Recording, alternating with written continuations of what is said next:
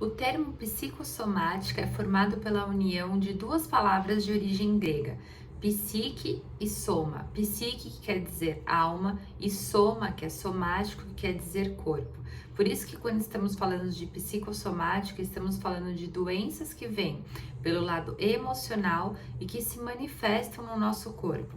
Psicossomática compreende o ser humano como um ser humano completo.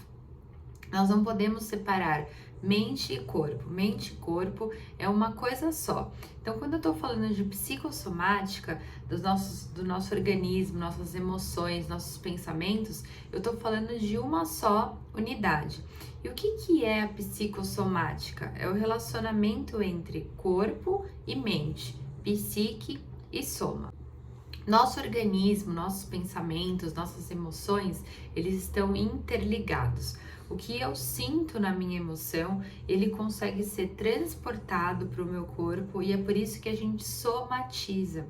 Cada processo corporal, ele é diretamente ou indiretamente influenciado por aquilo que eu sinto na minha emoção. Como um todo, constituindo essa unidade, nós sentimos também como unidade. Então, a doença psicossomática, ela não possui uma causa física, e sim uma causa emocional que eu vou sentir no meu corpo.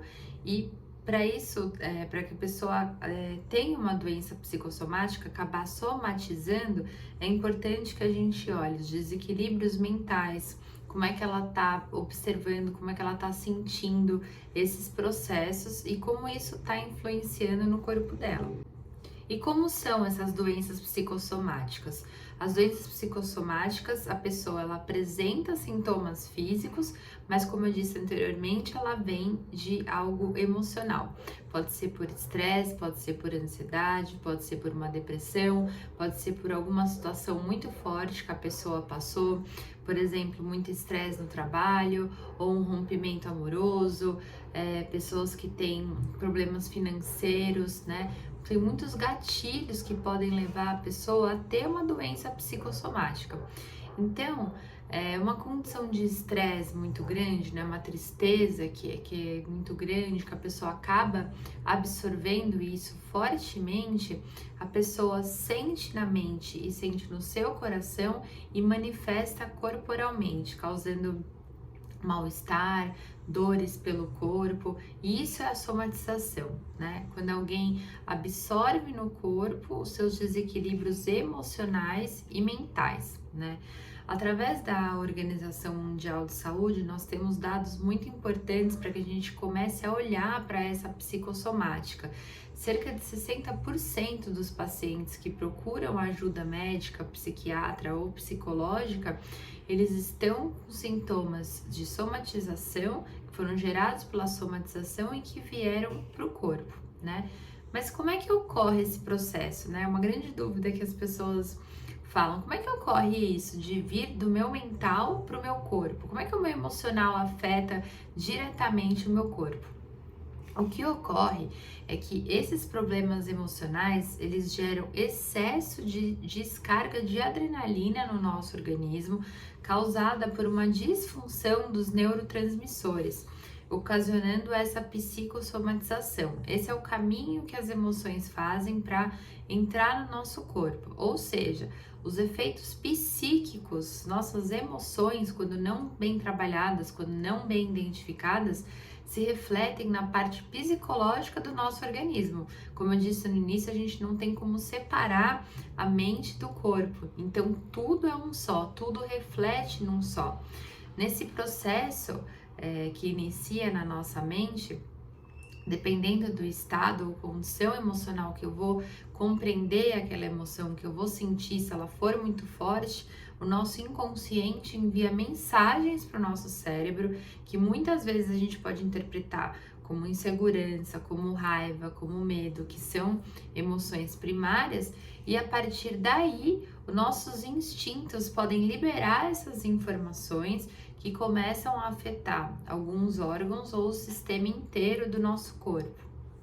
Então, é muito importante que a gente aprenda a lidar, identificar essas emoções. O que eu estou sentindo em relação a isso? Usar sempre a tríade do pensar, sentir e querer. como é que eu tô pensando sobre isso, como é que eu sinto sobre isso, como eu faço com que isso aconteça. Então, por exemplo, histórico familiar, traumas, transtorno, baixa autoestima, autocrítica, são gatilhos que são gatilhos funcionais para que a gente possa começar a somatizar o nosso corpo quando não bem trabalhamos essas emoções. Por exemplo, aconteceu algo no trabalho que me deixou com muita raiva. Um e-mail que poderia ter sido, uma reunião que poderia ter sido um e-mail, né? Eu tenho recebido muito essa demanda no consultório. Então, ainda mais com a questão da quarentena, né? Uma reunião que virou um e-mail. Isso me deu muita raiva, eu senti que eu perdi muito tempo, eu fiquei irritado com aquilo, fiquei irritado com o meu chefe e eu não trabalho essa emoção. Eu engoli essa emoção de uma forma prejudicial a mim, né?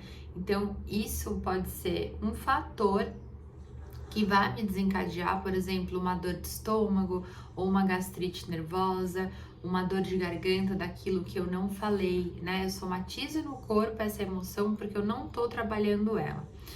A gente tem visto muito alguns estudos que falam sobre como o estresse reflete no nosso funcionamento, no nosso organismo, né? O estudo do estresse com relação aos nossos hormônios e como recebemos isso tem cada vez mais sido falado, né?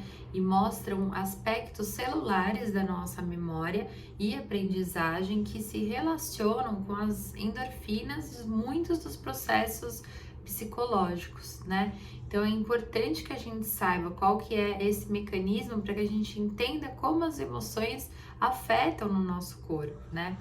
Então, para deixar isso mais claro, né, para a gente conseguir entender de uma forma mais clara, quando você adoece, por exemplo, ou por causa de um resfriado, como é que eu sinto isso no meu corpo, né? Automaticamente a gente já começa a se sentir cansado, já não sinto aquela disposição para fazer o que eu faria se eu não tivesse resfriado. E aí, um sintoma cognitivo que pode aparecer em relação a isso é a frustração. Eu me sinto frustrado por não conseguir fazer o que eu gostaria de fazer caso eu não tivesse resfriado, né? Então é como se a gente já estivesse frustrado com aquele fator do trabalho, com aquilo que está acontecendo. Eu não trabalho essa emoção em mim, eu vou engolindo essas emoções durante o dia, eu vou sentindo que esse estresse ele tá aumentando, mas eu vou passando por cima de mim, eu vou passando por cima dessa emoção e de repente isso faz essa emoção faz com que eu baixe o meu sistema imunológico, baixe o meu sistema de imunidade e tenha um resfriado. No resfriado, eu sou obrigada a prestar atenção nos sintomas do meu corpo. O corpo, quando ele tem sintomas, a gente para olhar. Quando a gente ainda tá na esfera das emoções, a gente ainda consegue, né? Ah, não vou ficar triste por isso, eu não vou entrar em contato com isso, isso é assim mesmo, trabalho estresse, todo mundo tem trabalho estressante, eu também tenho que aprender a engolir as coisas, porque eu tenho que manter esse emprego. Então tem muitos gatilhos também aí de pensamentos que nos fazem não entrar em contato com essas emoções. Mas aí o que acontece? Eu adoeço e quando eu adoeço, meu corpo me pede esse olhar, me pede para ver o que está acontecendo comigo.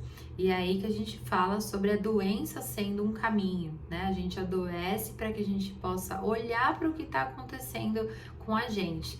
Então, a nossa mente está o tempo inteiro trocando essas informações com o nosso corpo. Como é que eu entendi essa raiva que eu fiquei? E aí ela vem através de um resfriado, né? Por isso, quando a gente tem um dia muito estressante, quando a gente passa por situações que são estressantes para nós, a gente acaba tendo dor muscular, a gente tem gente que fica, né, muito tenso, muita dor de cabeça, muita dor de estômago, enxaqueca, né, que são sintomas muitas vezes de somatização, né?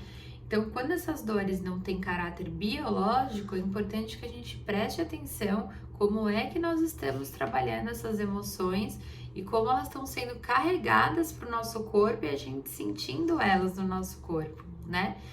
Então, como é que a ansiedade e o estresse eles estão relacionados a essas sensações, né? Como é que eles trabalham as doenças autoimunes, né? O estresse e a ansiedade fazem com que ocorra uma reação nas nossas células, no nosso sistema nervoso, de defesa do corpo também, nossas células de defesa do corpo, levando a uma hipersensibilidade do nosso sistema imunológico. Então, quando a gente percebe alterações na pele, a gente fica muito nervoso, tem aquelas alterações, tem gente que estoura um monte de bolinha de água, fica vermelho, né? Tem gente que vai falar em alguma apresentação, você percebe que a pessoa fica com o peitoral todo vermelho ou fica corado, né? Tudo isso são reações das nossas emoções, né? Então, o estresse e a ansiedade, eles pioram o nosso sistema autoimune, né? E contra doenças autoimunes. Quando eu tô estressada ou tô muito ansiosa, eu começo a ficar mais propensa a ter doenças, né? Posso adoecer mais facilmente porque eu tô baixando o meu sistema autoimune. Então, vamos olhar para 5 tipos de doenças que têm relação a essa psicossomática, a essa somatização e que são mais comuns de procura de médico, de consultório, de demanda na clínica, né? Então, quando a gente está falando de resfriados frequentes, a pessoa fica muito frequentemente resfriada, toda hora, qualquer coisa ela tá gripada, ela tá com sintomas de gripe, é sinal que a gente precisa olhar para isso, que há algo de errado, né? Não é normal que a gente fique resfriado muito frequentemente. Então, se os exames médicos eles não estão encontrando uma explicação lógica para que você tenha tantos resfriados assim, é importante que você comece a olhar quais são as emoções que você está engolindo. Eu estou engolindo raiva, eu estou engolindo tristeza, eu estou engolindo angústia, que emoção que é essa que eu tô engolindo, colocando para dentro do meu corpo, que tá me fazendo baixar a minha imunidade e que tá me fazendo o meu corpo não responder de uma forma saudável a essa emoção, né? Então, quando a gente tá passando por muita dificuldade, que a gente não consegue falar, né? A gente não consegue pôr para fora, a gente pode perceber que o nosso corpo começa a ficar muito mais tempo doente, né? A gente fica com dor de garganta, fica com resfriado, começa a espirrar, né? Uma outra doença que é importante que a gente observa é a herpes, né? E a herpes ela pode dar no corpo inteiro. Quando a pessoa passa muito estresse, muito nervoso numa situação, geralmente a gente percebe que aparece a herpes labial, né? Ou aparece a herpes no corpo, tem bolinhas, fica tudo vermelho aqui, estoura, fica irritado, dói nas costas, né? Na parte do lábio principalmente, né? Essa herpes vem quando a gente se estressa muito, quando a gente fica muito irritado. Então é importante pessoas que têm muito estresse, né? Pessoas que ficam muito irritadas, né? Mesmo que a herpes seja algo que é passado, que é transmitido, né? Um vírus que é transmitido através do contato com uma outra pessoa, ela também se manifesta em ocasiões de baixa imunidade, né?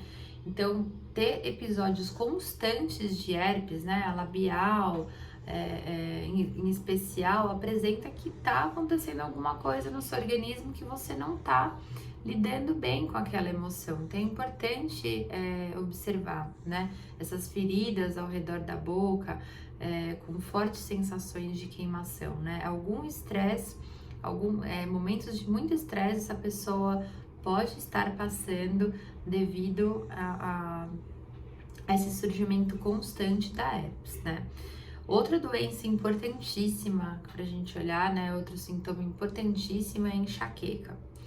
Enxaqueca aparece, ela não é uma dor de cabeça convencional, ela aparece de diversas formas no corpo das pessoas, através até de tontura, muitas vezes ela aparece, a pessoa tem uma tontura e não sabe que aquilo é enxaqueca, mas também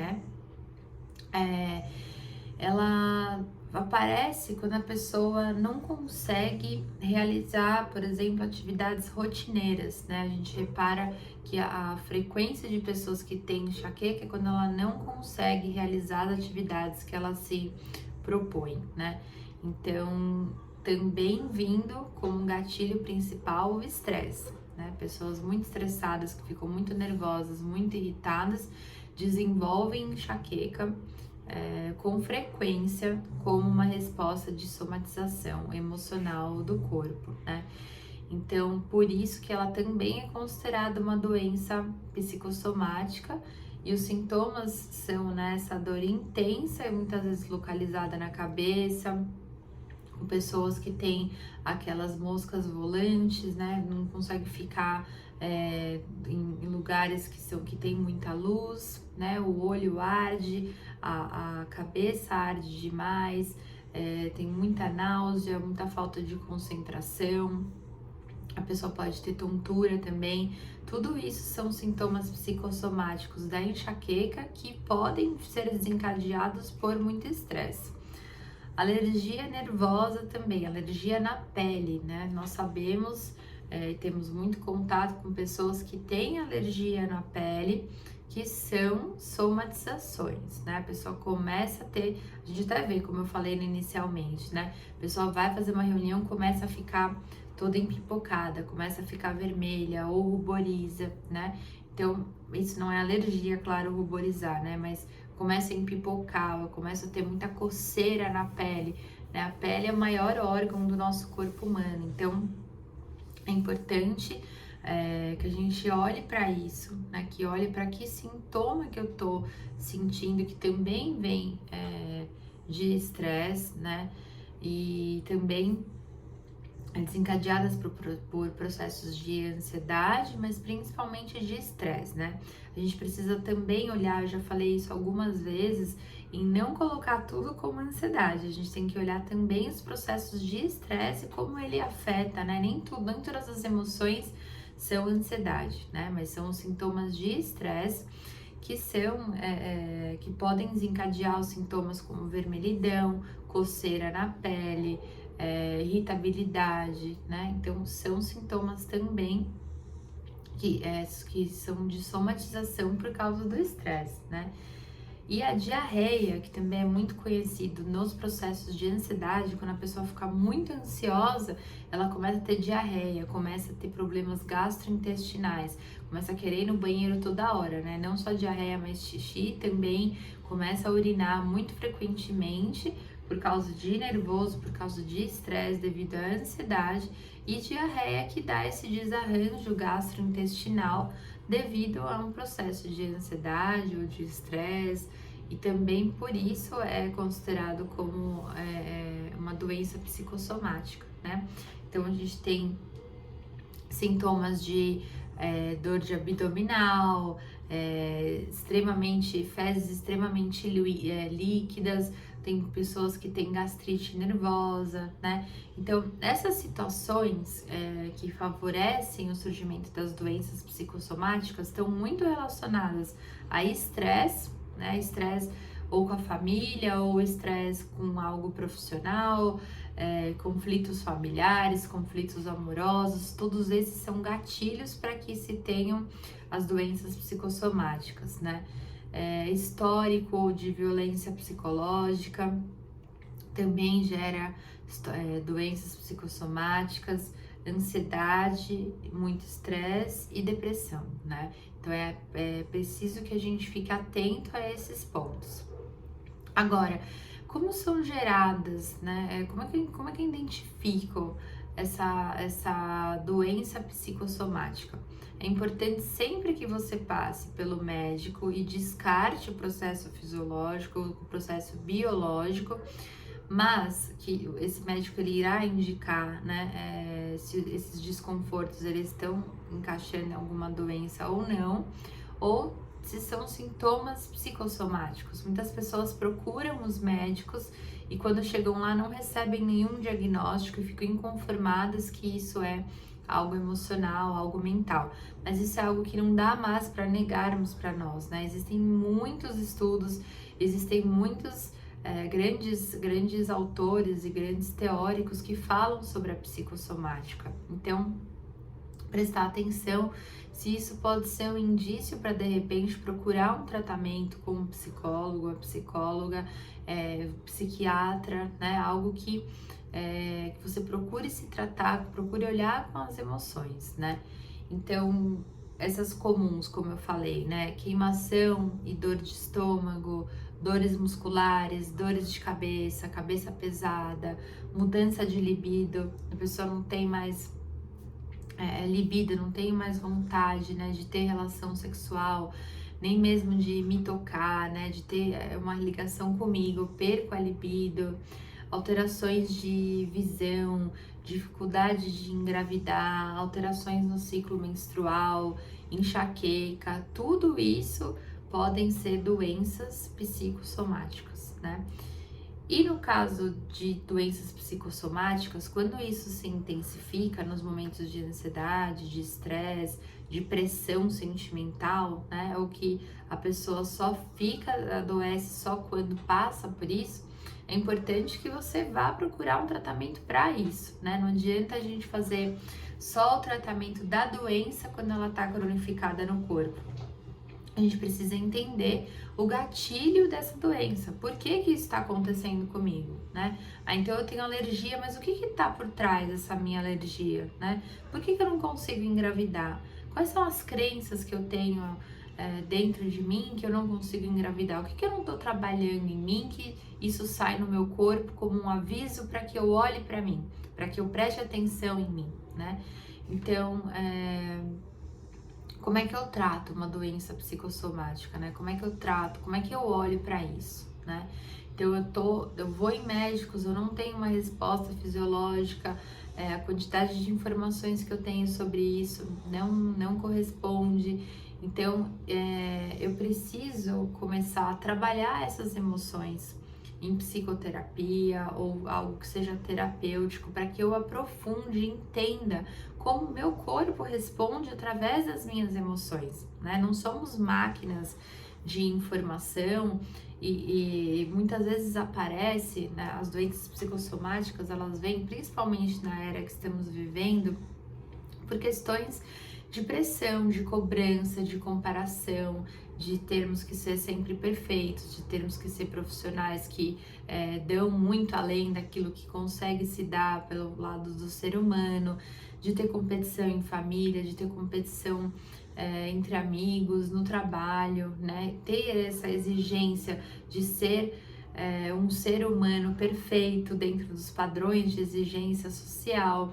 Então é muito importante que a gente olhe para isso. Onde é que eu estou paralisado no meu processo? Isso você vai trabalhar no processo psicoterápico, no processo de autoconhecimento, no processo terapêutico, onde você para entender como essas emoções refletem em você, né?